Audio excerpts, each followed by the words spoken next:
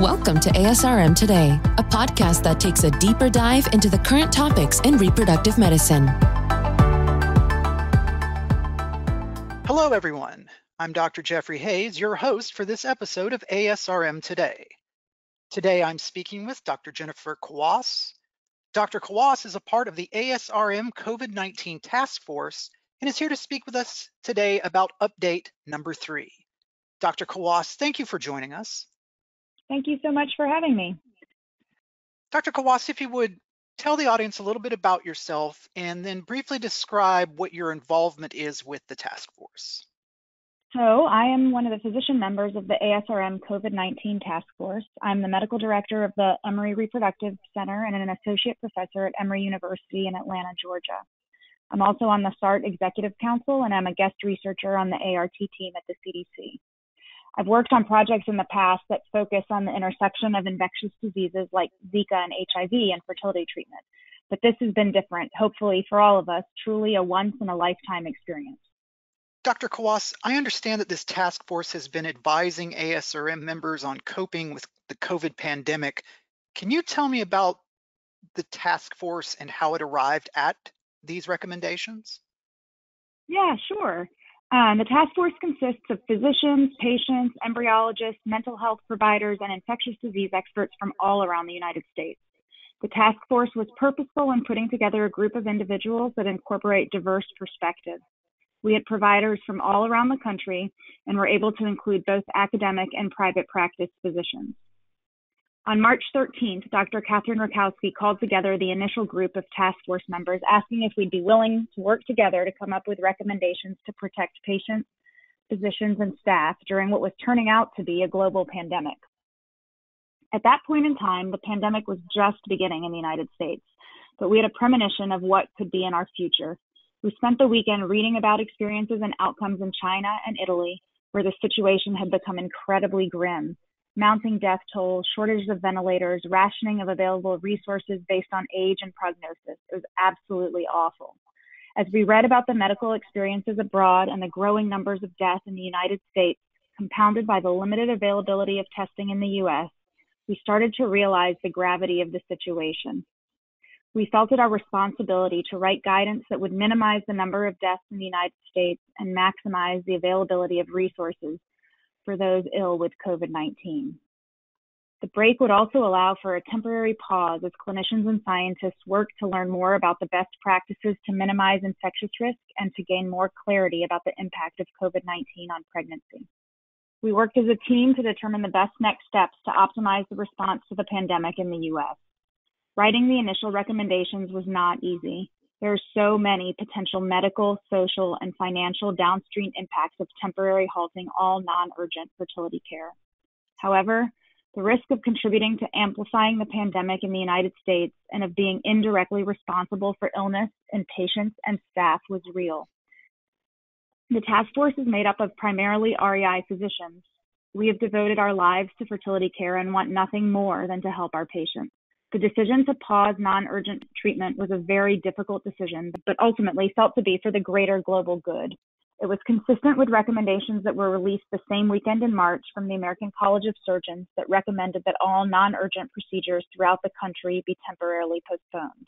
This means individuals awaiting transplants or surgery for cancer were also being told to delay their procedures. Infertile patients and fertility practices are one of the many groups that were impacted. From the onset, the goal of the task force has been to resume care as soon as possible, not waiting for the pandemic to end, but rather for the slope of the curve to have shifted to a degree that the medical system can adequately care for those that are gravely ill with COVID-19. The good news is that we're close to being there.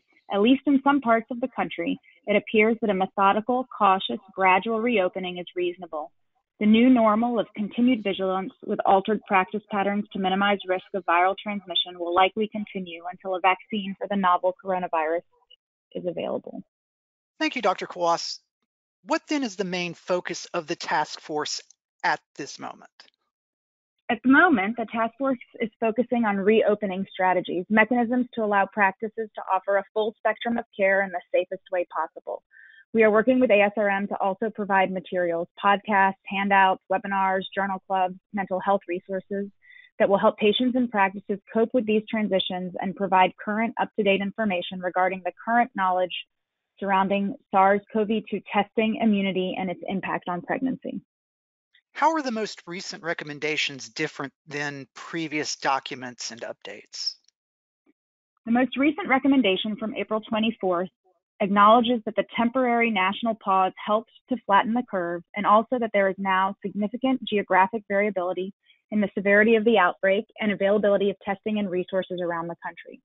In light of this variation, the recommendations offer a suggestion for consideration of reopening in areas where there has been a 2-week sustained plateau or reduction in cases, local hospitals are capable of caring for the critically ill, and governments have allowed the provision of non-urgent medical care. The recommendations focus on number 1, when to resume care, number 2, preparation for resuming care, including assessment of risk and mitigation of risk, and number 3, resuming care. The recommendations include concrete suggestions along with a lot of potentially useful links to WHO, CDC, and SART guidance regarding risk mitigation strategies. There are also a list of topics to include when discussing purposeful conception in the era of the novel coronavirus that can be used to make a patient handout, or smart text to answer the common question, what are the risks of getting pregnant during the COVID-19 pandemic? What don't we know that will become clearer as time progresses? There is so much that we do not know. How long will this pandemic last? When will we have a vaccine? Are there first trimester, second trimester, or third trimester risks of SARS-CoV-2 in pregnancy? Will antibody testing be helpful? Are SARS-CoV-2 antibodies even protective? Is this our new normal? Are we all going to wear masks in public for the next 18 months? There are so many unknowns.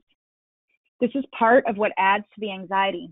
It is already so difficult to be an infertility patient. It takes an emotional toll on even the most easygoing individuals. All of these unknowns exacerbate an already difficult situation. Now, more than ever, we are encouraging patients to reach out to specialists in the mental health field that focus on infertility. What is the takeaway for practitioners? The takeaway is that it is time, if you have not done so already, to develop a re-entry plan. Ideally, the plan will incorporate patient education regarding the unknowns of conception in the era of the pandemic and risk mitigation strategies for patients, staff, and providers. These strategies include things like the most obvious: frequent, thorough hand washing, avoidance of touching one's face, frequent cleaning of common surfaces, use of social distancing masks, and some more subtle: maximizing telemedicine, minimizing inpatient appointments, limiting the number of patients in a waiting room at one time, spacing out appointment times, just to name a few. What should they say to their patients? I'd probably say something like, we appreciate how difficult this has been and are appreciative of your patience. While a lot remains unknown, we have reached a point where we can begin offering fertility treatment again, albeit with new clinic policies to minimize risk of viral transmission.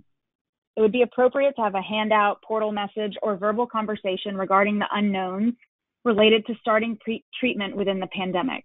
Examples include the unknowns regarding the impact of pregnancy on susceptibility to or severity of COVID-19, the unknown impact of COVID-19 on pregnancy, including maternal and fetal risk, the limited access to COVID-19 testing, the potential for treatment cancellation due to exposure, infection, unavailability of PPE, or changes in regulations, the risk of exposure during clinic treatment, and the option to postpone treatment. Patients should also have an opportunity to have their specific questions answered. When is the next update due from the task force? The next update is planned for May 11th of 2020. Dr. Kawwass, thank you for taking time out to join us today. Thank you so much for having me. It's been a pleasure to talk to you.